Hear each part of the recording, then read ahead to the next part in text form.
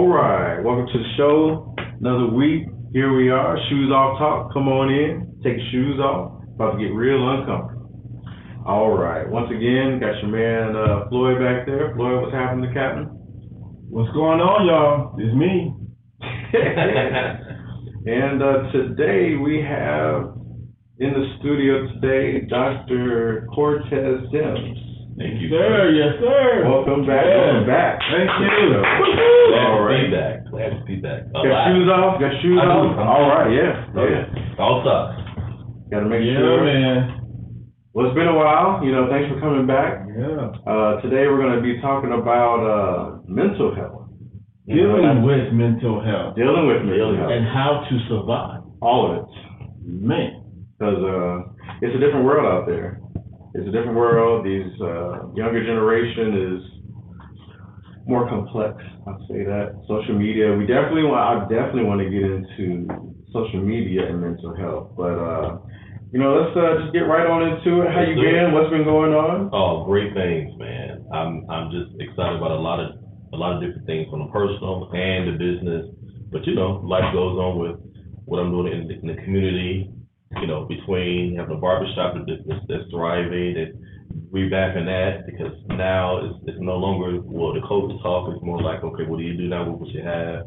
But it's also serving as a, mental health coach and then a life professional coach. And so you can coach people to what they want to be, what they want to grow into. And then I do a lot of facilitating for different things with, being a chaplain for a senior living community. That's huge. Plus, it's a behavior component that's on it, so that keeps me more into about the mental health. So I'm busy. And not only busy, but busier. Book number 3. 4. Oh, see, he surpassed that. 4. We on book number 4. 4. Lessons, weekly encouragement inspired by life classrooms by Cortez D. Sims, PhD, doctor. All right, make sure y'all pick that up. Where can they find that at? Amazon.com or on the website. Dr. Cortez D Sims is on there, so you can click on it and order it and tell everybody about it. It's really, really a great weekly book of lessons. So if it's 52 weeks, you can take a lesson and be encouraged with it and just go with it. So, yeah, it's doing pretty good for me. I think that's pretty good. All right. Thank you. All right. No problem. Let's get going. All right. Get to it. So, Dr. Sims. Yes, sir. All right. So when we say mental health, what is mental health? Psychological, your mental stability, how you think, how you perceive, the psychological part of your soul, which is your psyche, which is comprised of 3 things, which is your mindset, your willingness, and your emotions. That all comprises of the same thing. And then that derives from everything that's going on with you mentally. It will definitely be expressed in your emotions. And you always hear people talking about, hey, this is what I'm feeling, or I don't feel like, or over the years, I'm feeling some type of way. That stuff is really just a result of what's going on with you mentally. Because if you go scripturally, whatsoever a man think of in his heart, so it's a big connection with how you feel and what's emotionally going on with you. And we're all challenged with that when it comes to mental health. And we spend a lot of time with being healthy physically and the vital signs and things like that. But we don't normalize enough, to me, the stuff that really makes this other stuff function, which is how your brain is and your mind. So that's a huge thing. So mental health pretty much comprises of a conglomerate of a lot of different things, but it all has a lot to do with how you think, how you perceive, and then how you've been raised. And that's why it goes to a whole different thing, which is counseling, therapy, coaching. You hear a lot about everybody's a coach, and people need therapy. Well, you need to get some help, but the help that they really talk about is the help of usually counseling if it has a lot to do with traumatic stuff or crisis of a person's past that still is in their current. So that's what counseling is for. Therapy gives you the tools to navigate through that. And then coaching goes, well, I'm dealing with it, but this is the plan for me to go ahead and succeed. Are there any cures for it? Like, can you be cured from mental Because, health? most people get on meds, and they're just on meds for years, I know. And a lot of people who really care try to work with the things that's probably some stuff that you can really control or manage.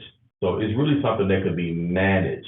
See, this would have been good with our other guests. We're supposed to have another guest here on the show, Dr. Pamela Vaden. She was more of a naturalist, with the natural, as far as even with mental health and even with diets, because even diets can affect mental health too as well. And I didn't know a lot of this stuff. So just in case, if the doorbell rings, then already know we're gonna go grab that and get it. But until then, I didn't know a lot of different things like that affected your mental health. Oh, absolutely, because you have to think, if you're a child and you don't have control of your parents, you don't have control of, the environment that you were born in. Mm-hmm. It's something that the child recognizes if they even have a chance. So let's just say if it's a foster and you shift to one place to another and you come to a discovery of who is my mother, who is my dad, and then it's a trusting thing. I don't know who I can trust. That would mess with you mentally because I don't know what to think about you. That's thinking, or how do I do now? And then now you're in a controlled environment that you have no liberty. And so a child doesn't know that yet because the whole psychological stages between infant and, being a child, a toddler, up until the adolescent, up to 7 years. Mm-hmm. There's been a lot of studies of what you are, what you've learned, and what you've gained within those 7 years is probably who you're going to be. Yeah. And so that's a factor. So there's a lot of different factors between that. And then, family has a lot to do with it. A lot affected by, I don't know who my parents are, which I just kind of repeated. But when you go from foster, or if you have that home, now you deal with repeated cycles. Generational. Yes. Yeah. Generational things. Yeah. And then some stuff, as they like to say a lot, you got this from your dad, you got this from your mother. Now here it is. Now you face between, what is false and what is true? Is this the real natural dad? I pray it is. Did I get the real natural truth from dad and the mom? Yes, I did. And that's not everybody's actual household setup. So that upbringing, as we're talking about, has a lot to do with the bloodline and how you were raised. Mm-hmm. And now this acting out, which is part of the character, the root word out of character is how you act, activity, your actions. You need manners. You need to learn how to behave. All right. So, but if you've seen whatever dysfunctional household that you were in, or whatever stuff that you thought that was the ideal vision, either one, most people would like to mimic that. That's the ideal case. I want to be like my mom. Well, that's nice, but how functional would that be for your life? And that's a whole other thing, So a lot of this stuff is learned behavior. And if it's not treated with care, love, and some nice social support, and then some people have different extremities because of how they may have some dysfunctional trauma. So the med part kick in because they need for somebody to give them something that can stabilize what they have. Because if it's unstable, they're trying to find something medically that can do that. But I don't really believe that we have to instantly prescribe somebody on something that they could probably learn. A lot of times they do. Yeah. Sometimes I think that makes it worse than what it actually is. Sometimes it does help. Because you don't get to the root of the issue or the root of the problem. So when people come to a session and get what we call a assessment, or get a psychological evaluation, they're trying to figure out what you bring here in my desk or in front of me across the couch. What is the problem? And they're hoping that their client can confess the truth, so they can help you. Because you can't get help unless somebody confesses the truth. Yeah. And the average person has scarcity or timidity, and they don't know how to do that. And so now they're like, I'm traumatized with this trauma. So they're hoping that the couch stuff will relax you enough, get your shoes off like this right here, to get you to open up, because that's usually where it's done. So, but if that person's so traumatized, it might take a lot of sessions and things like that. And then that's when they usually discover, okay, how can we help you? And then, but the thing is, there's a lot of people, especially with it's culture based, if they don't feel like they need help, it's not going to happen. But you could be very problematic in other settings that cause it. And then other people would say, I think you need to get some help. And that's the point of the time where we need to commit people to now mental facilities Now that's the other thing. Like, when do you step in for that? Do you wait till something blows up, or you see something? Do we start early? Because the reason why I say that is a lot of times, even just medically or in medicine, when it comes to African American, we're denied a lot of things, or at least given last, or it's not readily available. So they always say, oh, you can always seek help, you can always call, you can always reach out. Then we try to get these services. A lot of times it's so hard to get these services. There's so many runarounds. That's true, and I think that a lot of that stuff is like more, it's systematic. It may be even regional. So it depends on where you are, and then if it's a Lakota thing, and I mean systematic is based upon where you live. Yeah. Because, that, I'm not gonna say that that's not an issue, because that goes on. But there also is another thing that, there is a lot of provision that is there, that even if things are provided, a lot of us have to deal with what's going on with you mentally and emotionally. Do you have too much pride to go and get the help, even if it's free, even if it's a crisis national hotline, even if you say, hey, call me if you need the help. I'm your support team, whether it's a church organization, whether it's free, or whether it's something that's given in the community. A lot of times people are not going to tell you. It's like, you're not going to find out. You're not going to know. That's the hardest part about it. And even that's a mental situation. Now, it doesn't mean it has to be something mentally that you need to get some medicine or something like that, but that's still the way you perceive yourself. How do you think about yourself? And if you lack love and you don't love yourself, to be like, I need to do something about this. Well, how much of a priority is your healing? And we don't think healing is a priority right away until there's a hospitalization, until I'm at a deathbed, or until I'm going to self-medicate with, hey, I'm just going to end it all. Mm-hmm. And that becomes what they call suicidal ideation. I got these ideas that they want to kill myself. Now, I can guarantee you, if you go into certain settings, depending on the culture, that you say, in particularly African American, a lot of us, we struggle with being truthful about, would you confess that you've ever had moments to kill yourself? And a lot of people would be skeptical, because we feel like it's a reflection on how we raised you. You're never supposed to tell nobody that, because I didn't raise you like that. See all that pressure? And so that's pressure, and that's another stressor on not feeling the comfort that, see, this is why I can't confide in you, and that's why those blow ups. This is why I don't want to tell you nothing. Right. All of that, because, it's hard to give you that. I can't be me. And then now you have the other component, because it's identity and love, which is the reason why I started off by saying the way you were raised. Yeah. If you're in this environment, you're not allowed to be free and be very liberal, then more than likely that household is not going to be included in the healing that you can get. You asked the question about, is it curable? I think a lot of things is curable because it don't have to continue. And then some stuff you are fighting things that is more medically that's going on with you. This probably came from the bloodline. Yeah. Now, when a person is in a facility and they do talking, like group sessions and stuff like that. Yes. Now, when they do the group sessions and the person doesn't participate, like, what do they do with that if they don't want to participate? Well, can I give you my experience?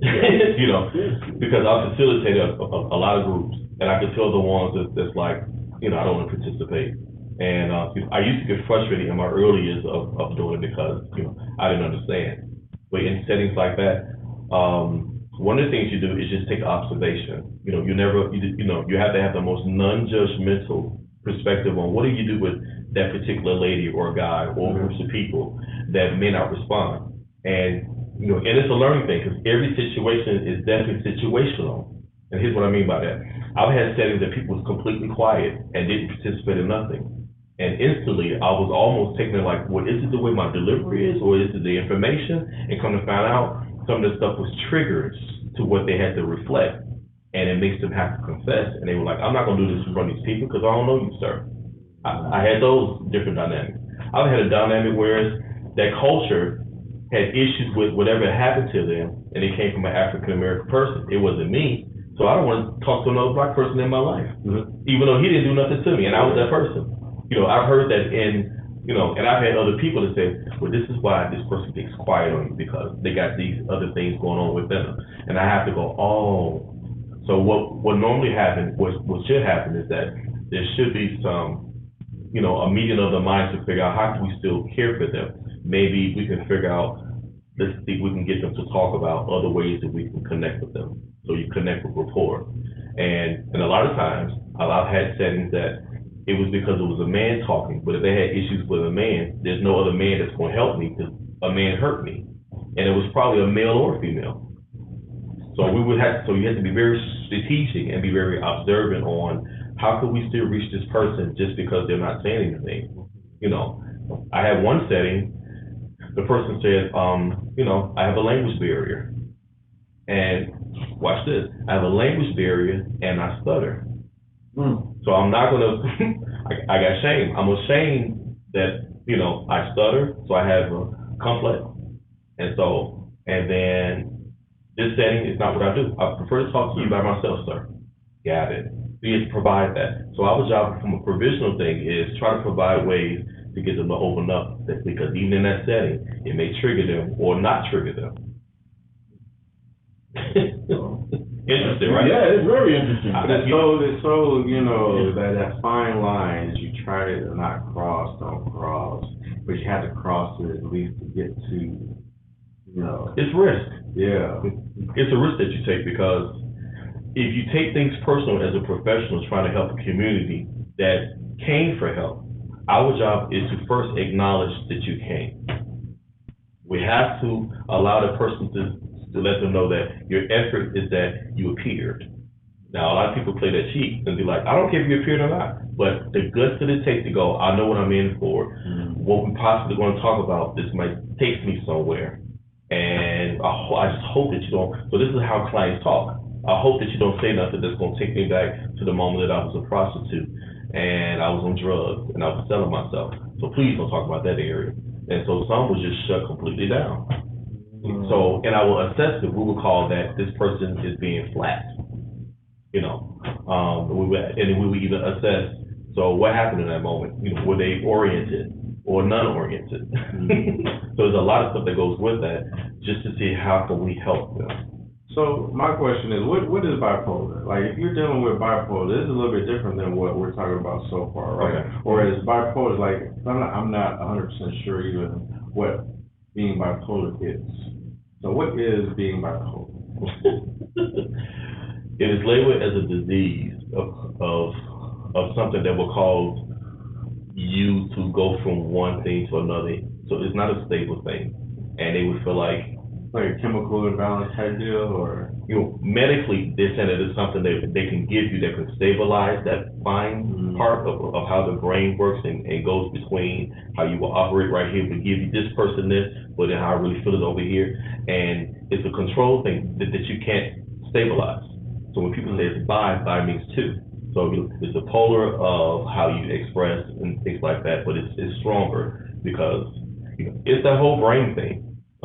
It's funny because in my barbershop yesterday, one of my guys was telling me, he said, I've always wanted to say this about a disorder that I have, and he felt shame. I said, well, don't feel like that. But he was saying, but I am a artist. He said, and the creativity is right here. So we get a extreme over here, but then we go and flip over here, And so a lot of people can't understand that type of brilliance of a mind. But when it comes to other people that have difficulty understanding what that is, and that's what most people need the help to be like, well, let me just tell you something that I have to accept about me. It doesn't take anything away from me. It doesn't make me less of a person, but I have some stuff that I'm learning about me and how I flip like that. And that's the thing. The more that we get educated with this mental health, the more we can hear these true confessions, which is why I love what Taraji Henson said. Hey, I'm dealing with this. I love how Jennifer Lewis said, hey, I'm still bringing. But I have to admit, I have that suffering thing because it's a dis-ease. Dis-ease is anything that's just not settled. It's uneasy. It's a dis-ease. So when mental health is arise, because we all know mental health is not discriminated. Discrimination. There's no discrimination with mental health. Pretty much, it's like it transfers to all type of culture. More now than before. Right. You know, they try to normalize it now to say, well, maybe this is the result of this. I'm sorry. No, I'm no, just, go ahead. because you're right about that. That's two statements as of more today, but it used to be this excuse that they would give something if a criminal do something. Mm-hmm. And, you know, well, we're going to get this person off the hook because they must have mental issues. And that's not always and that's not always the truth. Because some of them got off the hook and they were like, no, they just played the good old personality role. Yeah, they just played the role. Right, you know, they played the role to get out of it, and this is, so, you know, and they use that when it comes to, you know, money and judgment and all of that. But when it's in a regular day life person, you know, now we're hearing it more that, you know, it's not something that's embarrassing, things like that. So I had to say that because a lot of people is feeling a little bit better knowing that I'm not embarrassed to open up, but it's still a fight for a lot of people, especially the ones who are older, because they come from a culture that we wasn't as verbal. This social media stuff allows people to have a platform, speak my mind, and use one of my amendments and stuff. You know, I got freedom of speech. So I'm gonna tell her how, I'm gonna tell her how I feel it, and that has liberated a lot of people. But it also ran a lot of people to say, if it's that easy, I still don't want to do it. Well, that's what I'm glad you went into that, because that was something I wanted to bring up too as well, is social media and mental health. That's something totally new now. That's like a whole new beast we're dealing with. It is. Like these kids get on there, you have that cyberbullying, or you know, once something is posted, it's like, unfortunately, it's pretty much there forever. You know, it's gonna be hard to get away a lot of things. So it's like you may have done something when you were a kid, and then here it is, or a teenager, here it is, you're an adult, trying to get jobs, and it's like things pop up, surface up. But even just like going back to bullying, like how is that dealing with people? Talking to them or interactions you had to deal with, even like with the social media aspect of mental health.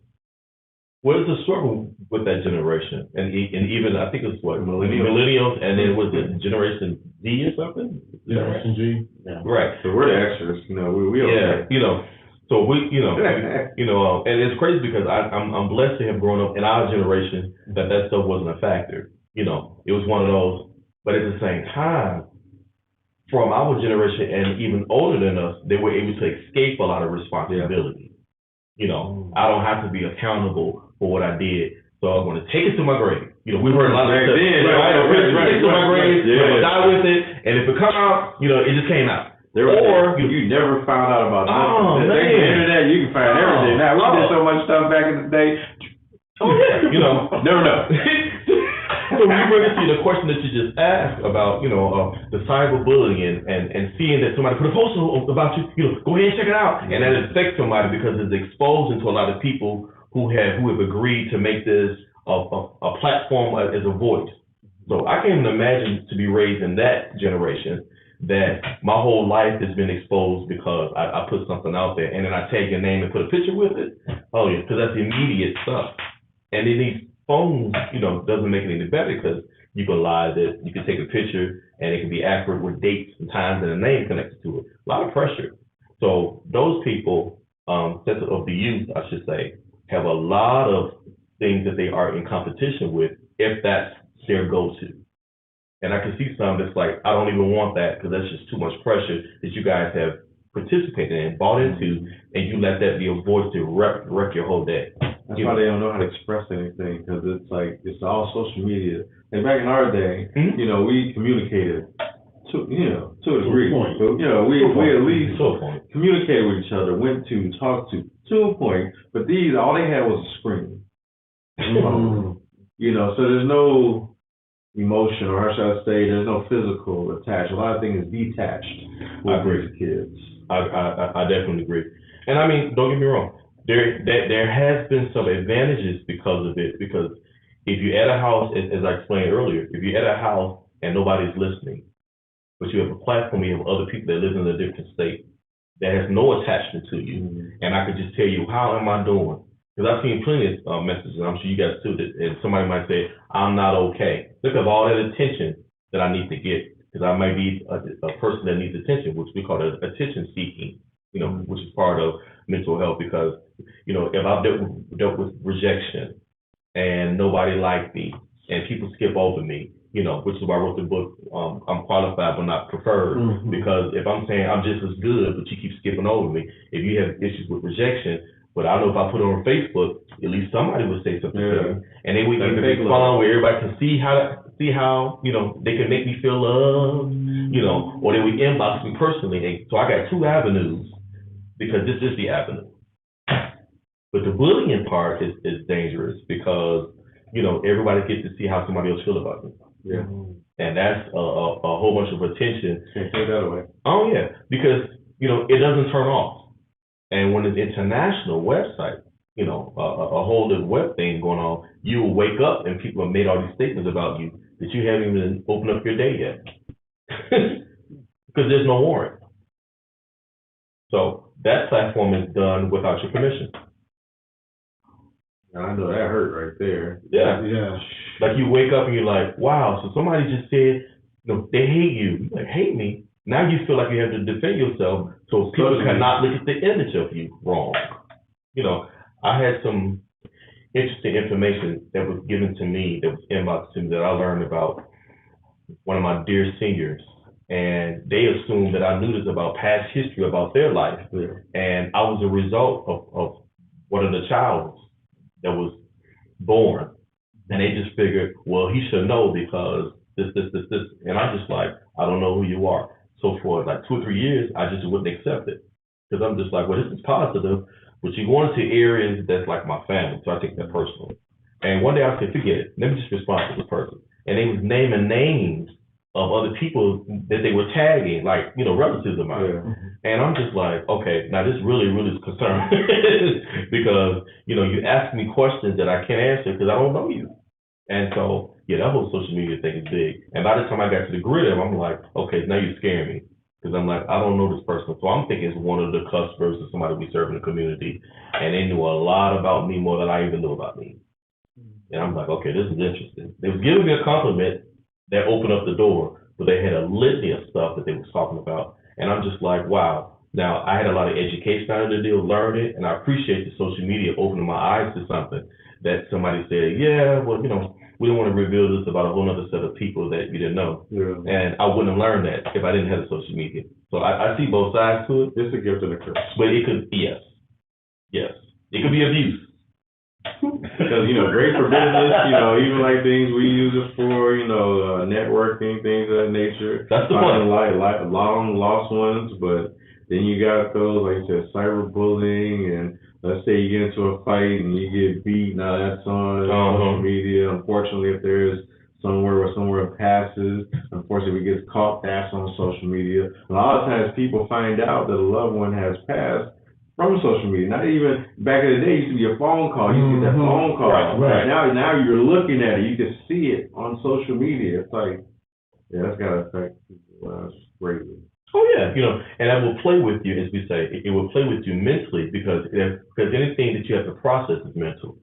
You know, now you're reflecting on, did they really mean it, or they didn't mean it, or did they make a mistake? You know, or who all have seen this? Because they're gonna think of me differently. Yeah.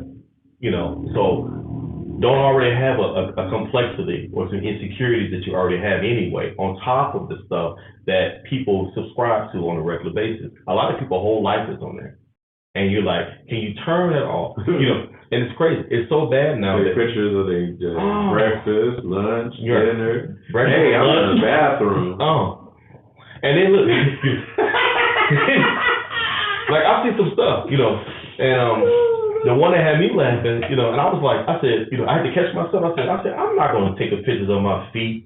You know, my feet at the beach. I don't want nobody to know that I'm on vacation. You know, and I had to catch myself like, what is this? Because I've seen it so much, I'm like, okay, let me see if there's anything wrong with that. But then it had to come down to my core, like, you know, is that me or is that what everyone is doing? I just did that a few weeks ago. You know, it's social. You know, take a picture of the feet at the lake, man. Like, you know, now everybody's thinking about you. You know, that's what I'm saying. Man. But then here's the deal.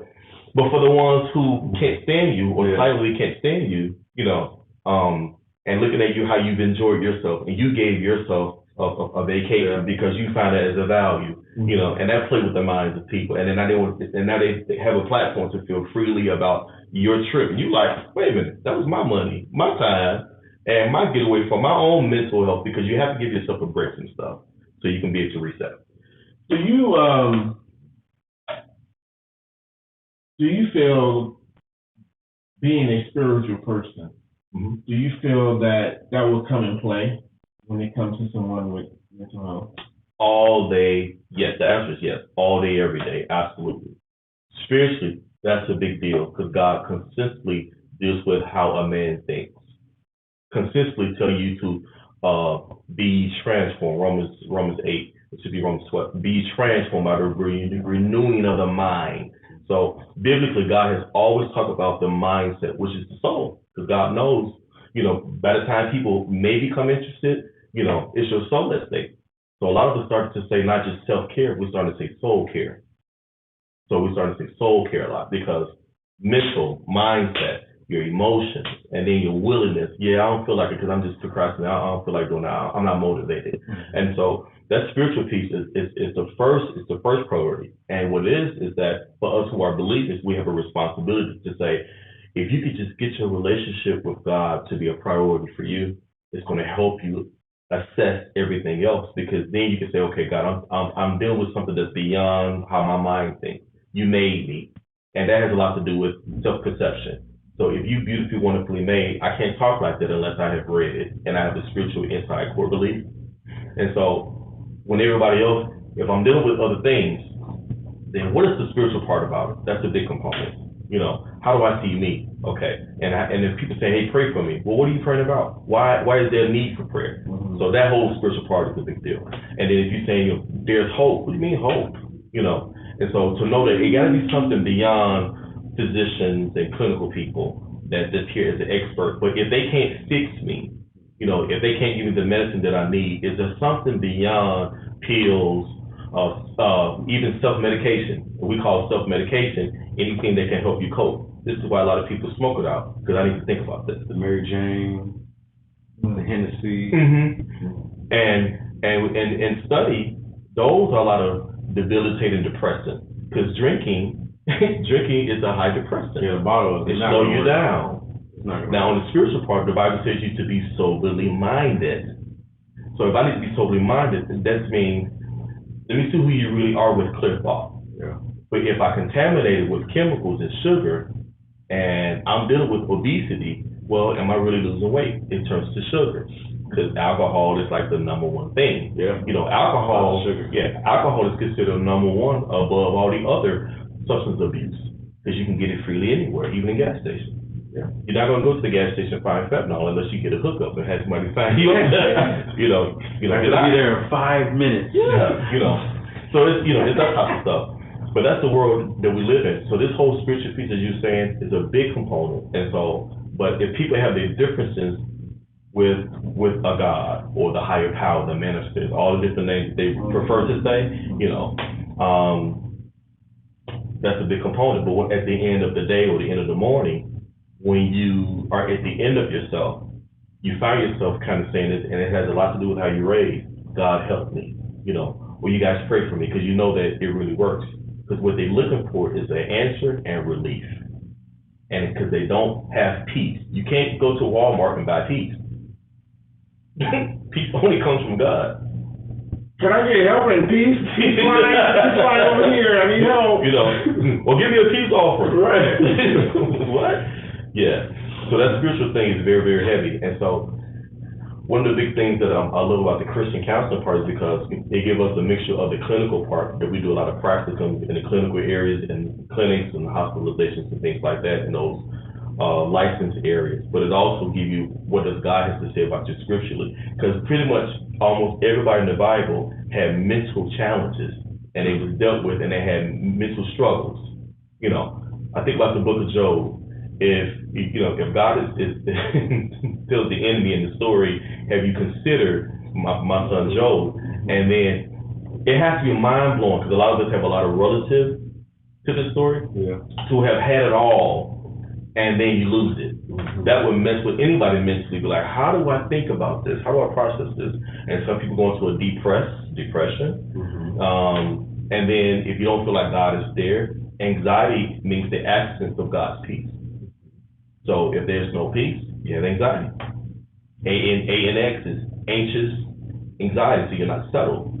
And a lot of people do, you know, they got the tremors, they got all that going on, not just because you had an injury. People have that today, anxiety. I hear that more and more often now. And that's certainly the truth, you know, and I'm not saying that it's one of those escape reasons, you know, this company say, I got anxiety, but what they're saying is, I don't have peace. Anxiety is the absence, the easy answer is the absence of God's peace. Anxiety. Yep. So if you anxious and you can't figure it out, God is like, trust me, because you can't trust God without rest. You rest in Him with trust. Like I can trust these couches that'll allow us to rest and be comfortable. But if I'm not comfortable, you like, no, I'm not taking my shoes off in this way because I don't know you, and what you don't know, you don't trust. That's true. And that'll mess with that whole mental, how you think about something. And then people are like, you know, use your brain. Well, what if I want to use my brain? No, I want to be lazy today. Yeah. So that spiritual thing is heavy. So I'm glad that I still operate as a student of the word, because I see why God is like, I need for people to get, I need you guys to have both sides of that, and don't minimize the spiritual part and only go to God when you need Him. You know, you just want Him to bail you out because you're in crisis mode. But the crisis, of course, is natural stuff. But how are you going to think through this? Because you have to talk about it. And only way you can talk about it, it makes you have to be, you know, confessional. You have to confess. But if I don't want to talk because that makes me have to really confront and deal with it, well, you're never going to get healthy, which is the healing part. Because the root word of healthy is heal. And that was Sometimes it takes a village. Yeah, it does. But sometimes when, like you said earlier, you know, you want the right people around you when it, you know, when you have that type of mindset on, and then it's going to bring them more of that encouraging, the encouraging thing to be able to focus even more. Because even with that, it takes focusing. Yes. You know, because your focus is not even there. No. You know, so how do we come back to put that in line, put that in more of a focus? The focus, you know, is to stay basic. And some people are like, well, what's basic? Simple. You know, let's unpack it. The common word is unpack stuff, right? You know, let's unpack it. And so you unpack it by, let's get down to the basics of the root. How did we get there, right? And when you get down to that, you go with, what is the objective? Okay, this is the goal, targeted goal. This is where we want to get to. So let's stay with what the focus is, because we all are out of alignment, which has you all pixelated all over the place. And when you're like that, that enters in confusion, and then there's no peace there. That's the anxiety piece. You know, oh my God, you know, what am I gonna do? Now we have that, fear kicks in, and then you have panic. Panic is groundless fear, you know, so it has no root to it. So all of these different components is just elements of all kinds of stuff that happens with people, and where people don't know what's happening. And so you're like, okay, can we just try to focus? But everybody's definition or interpretation of what focus is not the same. So basic stuff will at least calm things down, so you can realign yourself to go, okay, so this is why they tell us take a deep breath, calm down. A lot of people think that that's just, you know, something that's kind of cynical or you're being sarcastic. No, that helps. If you take a deep breath, count to 10, and just kind of de-escalate all this hypertension activity, you can bring you down, and then you can calm yourself, so we can figure out how do we get back focused on what is the main thing. And you'll find most people don't even know what that is. It's painful. You hope that they do, to say, wait a minute, I thought you just wanted to go on vacation, but they won't give me my time off and my job. You know, they talk about all the effects of what's keeping me from. But then if you have somebody that goes, okay, let's get to that bottom line. What are you trying to do again? I just want to go on vacation. Let that be the focus. And then let's focus more on not letting these things be entertained. So if it's social media, put a stamp on that, which is why they're trying to say more now, fast from that, because it has consumed so much that it has become a factor, and it shouldn't be. You know what else is happening? I was just reading it. I was checking on some news here. They were saying how, which we already know, we were talking about earlier, the millennials, when the mental health is up. when it comes to depression, suicide, anxiety, substance abuse. But what also happens at the same time is there's not a lot of mental health professionals to help. It just, they said it was especially a decline after COVID, that a lot of the mental health professionals, there's just not enough doctors even out there. And that's a growing process because now that people see the need of that needs to be more, because remember it was one of those things that we don't, our family don't talk about that. So, but when you see the need of, it's like, because what COVID did, in my observation, because I was running a behavioral health clinic at the time and I was doing some group homes too. What it did was highlight what was going on in the inside of people anyway, but it had restrictions on top of it. So if you don't like to be closed in, you don't like to be at home, but now we're forced to stay home. In the words of D.L. Hughley had a joke on the stand-up. He said, remember, outside was closed, so that we couldn't go outside. So now we're forced to stay inside, and y'all making me stay. So it really highlighted, well, I don't really like to be home. I really don't like my spouse. I really don't like, I don't have a lot of things. A lot of that going on. So now, now when people were in activity or what they like to do, people didn't see the need of these professionals. But when it became extreme, because now you hear more people talking about it, it's not enough people to help me. Yeah. And so now a lot of people are like, oh, yeah. Because when I was telling people, what did I do? They was like, oh, God bless you, brother.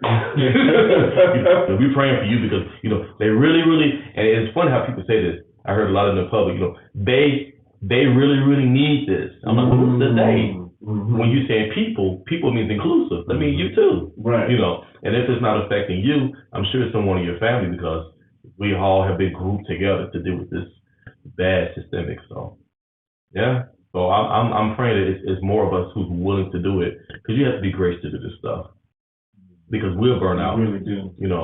We'll burn out and then we'll have, as we call compassion fatigue. We'll be so compassionate about it that, if we don't empty it out and take a vacation like you just did, or do getaways like I'm trying to do, then you'll be exhausted. Because I was trying to do it even full time, and I realized I said, to the magnitude of the way I was doing it, I may have to do it part time in spurts, so then I can be the best to give the best. If not, I'd be so exhausted because it keep coming. Because you're dealing with human, right?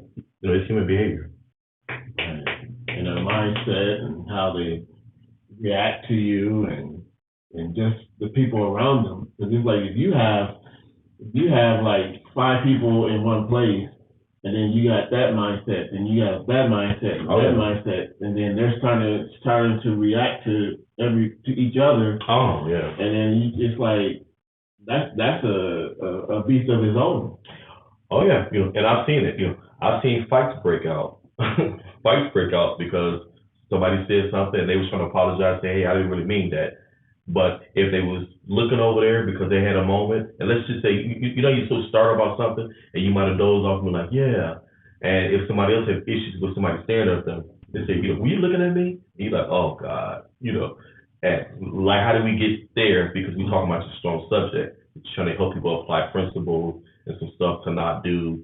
Stay focused on the main thing. I've seen that. I've seen people go, you know what? That conversation is too tough for me. I need to drink, but you're trying to practice sobriety. And you're like, oh, because that's been their go-to. So those are self-medicating things. That's my go-to. So a lot of us have that addiction on something. You added something to your life that you cope with, but you're not willing to confront and face because it's been mentally messing with you. And emotionally, it's hard to manage. Look, ladies and gentlemen, it is 2023. Everything is pretty much out on the table. We all crazy. We all got issues. We all got problems. If you don't know who to talk to, you can't talk to a family member, reach out to me. Reach out to Flora. Reach out to Dr. Cortez here. We're available. Our inbox is always open. All right, just say something. I would rather see you and talk to you about some crazy stuff than have to go to your funeral. It's that simple. Now that's really, really real talk. Yes, yeah. It is. Yeah. I'd rather do that. So I don't really know where to send people as far as, like if you don't have family members or anything like facilities. But you know what? I can Google it. I'll find out. I'll send it to you. And that's a ton of things within your zip code of facilities that they're trying to create more. They have a national crisis hotline that we can probably provide on there too. You can send them to that too. That's always an 800 number, and it's a 24-hour thing. And they provided it because a lot of things happen at night. So it's not like a daytime thing and people cut off. Because think about it, if you had a long day at work and happy hour was originally created for people to digress and decompose, because I need a drink after that day. And so if that's from 4 to 7, if they get drunk, well, who's going to help you people at night? So they have a lot of different numbers and stuff that is there in the state of Arizona or even other states too that are out there. So things are being created, that's my point, as a provider that we can definitely refer and give people. So they can call it, and then it's very private. It's not something that people gonna post your business out because, you know, we are considered as a first responder. But I also agree with you too, before you even get to that, there are social services. Yeah. There, but it is also social friends and stuff that we should be able to confide in that can help you. Because I've talked out a lot of my stuff, even as a professional. I have about 7 to 8 people that hold me accountable so I can keep doing what I'm doing because it's so massive and there's not enough of us. Because not everybody is trustworthy. That's true. To say, hey, I want to tell you something. That's true. And, you know, you may have all the social media stuff, Twitter and all of that, and people wonder, I hope you don't go ahead and tell my business out because it took a lot of guts to get here. And a lot of people's trust have been broken. And they've broken, you know, hurt. So by the time we get the call, it's like, okay, what are we talking about again? Your family did what? And when you think about it, you're like, oh, God, social media is just ripping off marriages, focus and stuff. Yeah. Yep. One last time before we get out of here, it's been a great conversation. Just tell them more about this here book, this great book that you have brought with you. So in response to that, I realized that I want to just give some encouraging lessons that I've learned and things that I've heard in counseling. So you can find blessings. I feel like into every lesson that you learn that there's a blessing in it. So I call it blessings. You can go on Amazon.com or on my website, Dr Cortez D, and get your book. It's numbered by weeks. And whatever week of the month it is, which means that it doesn't expire in 2023, you can go in the week of the month and get encouraged by something in there that I think is very encouraging to you. And it's been getting a good feedback. So it's a good gift to everybody that you know. So you guys can go ahead and purchase that. That would be great. She got contact. All right. Man, thank you so much, Doctor. We really do appreciate you. Welcome, sir. You know, welcome. Getting all this information on mental health and which is much needed. You know, we really do need this. Everybody has dealt with it in their family or in some kind of way. It's definitely affecting. Especially when it's close to home. Does it? Okay. But just know that the beauty thing is, which a lot of people find comfort, and I say this in closing, is that you're never alone. Someone in your family or friends is close to you, which is community, which is why God always loves for people to get together, and it's because you can heal. You can heal like that by saying, hey, you're not alone by yourself. It's that, you know, you don't have to feel isolated. You don't have to feel ashamed, even though shame and guilt comes up. But you can definitely navigate through that with the help of someone who's willing. And there are experts, but I'll be glad to help coach someone through that if you are definitely interested. My information is on the website. And then if I can't do it, I'm going to try my best to refer you to the other professionals that I know that's in my network that love to do this. And I mean, from men to women to couples to even adolescents and children. You know what I mean? So, yeah. And what is your website? DrCortezD.com. All right, John. Thank you, sir. Well, that was it. It was another great show here on Shoes Off Talk. Yes, sir. Yes, sir. We're about to get up out of here. Go enjoy. Matter of fact, I have got to move. I am in the process of moving. I am tired. I was moving the rest of the weekend. Look at that. Go ahead now. Well, that's exciting. Well, you know, I'll be moving to like another month or two. I have to Beyonce and all of that. Congratulations. Awesome. Thank you. I appreciate that. So that whole transition to move, yeah, man. It's great. So, you know, it's been a blessing. My point is that I hear you. Feel my pain, man. You got I'm getting ready to move into a house, so it's like at this point, I'm about to throw everything away. Just I'm about to start all over. Okay. Yeah. Is it good stuff though? I'm keeping the good stuff. See? Keeping good I stuff. was like, the Goodwill can use a good old, you know, I'm really You see how we But a lot of it, no, it's gotta go. Yeah, I'm just tired of moving around. Especially going into a new house, I ain't bringing this with me. No. So, Got it. but yeah, I'll be busy this weekend. What about you, Flo? What you got going on? Well, now, I'm just trying to maintain, keep things in perspective, keep it mellow. And from there, Hopefully, guys, you guys enjoy y'all weekend too. Thank And you. make sure y'all join us back here again next Saturday, 5 o'clock. And we'll be back here with our shoes off, talk about some more uncomfortable conversations. So, all and right. what do we always say? Love, peace, And soul. soul. Right.